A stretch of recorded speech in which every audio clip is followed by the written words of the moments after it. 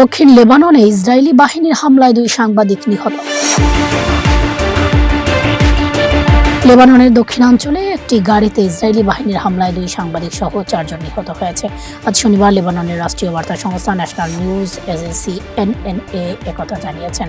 জেজ্জিন শহরে সংবাদ মাধ্যমের একটি গাড়ি লক্ষ্য করে হামলা চালায় ইসরায়েলি বাহিনী। এতে আল মানার টিভির সাংবাদিক আলী শোয়াইব ও আল মায়াদিন টিভির সাংবাদিক ফাতিমা ফাতুনি নিহত হন। হামলায় তাদের সঙ্গে থাকা আরও 2 বেসামরিক নাগরিকও নিহত হয়। সংবাদ সংস্থাটি আরও জানায়, দিনের শুরুতে দক্ষিণ লেবাননে ইসরায়েলি হামলায় 5 প্যারামেডিক নিহত হয়েছেন।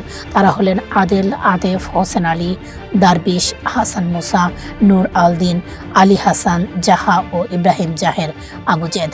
এই ঘটনায় শোক জানিয়ে এক বিবৃতিতে ইসলামী মেসেজ স্কাউটস অ্যাসোসিয়েশন বলেছে, আজ জাউতার আল গার্বিয়া শহরে ইসরায়েলি আগ্রাসনের সময় নিজেদের মানবিক দায়িত্ব পালন করতে গিয়ে তারা শহীদ হয়েছেন।